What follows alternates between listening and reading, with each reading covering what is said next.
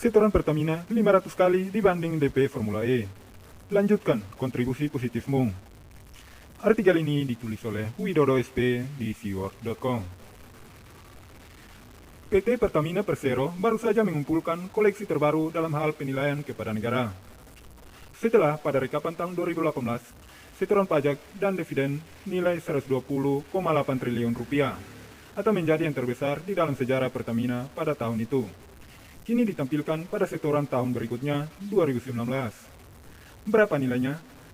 Naik cukup signifikan, menjadi 136,6 triliun rupiah. EWI. Nilai tersebut jika ditambah penerimaan negara bukan pajak, PNBP, dinilai lebih fantastis lagi, mencapai 181,5 triliun rupiah.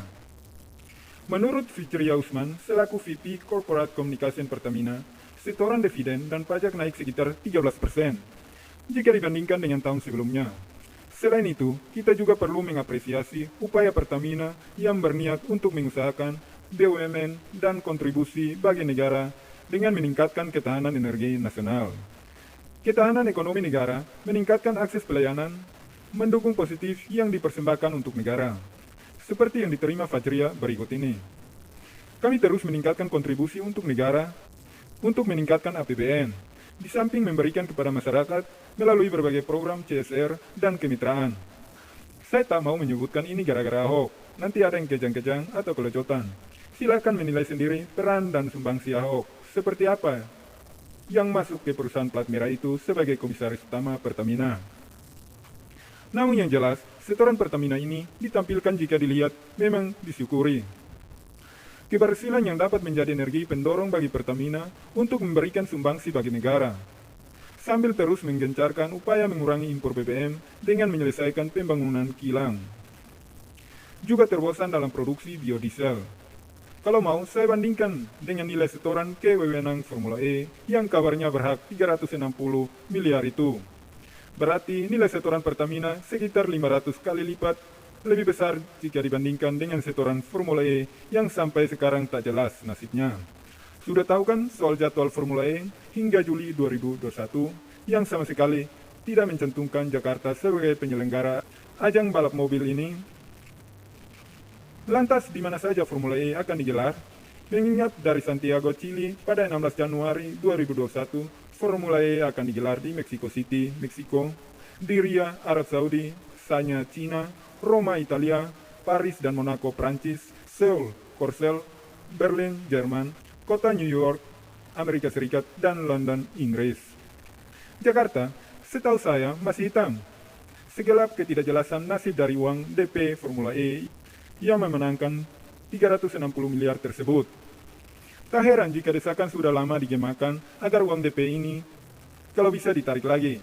Lumayan kan 360 miliar, bisa buat beli cilok. Maksudnya bisa untuk menjalankan program apalagi tuh yang lebih bermanfaat bagi warga DKI Jakarta.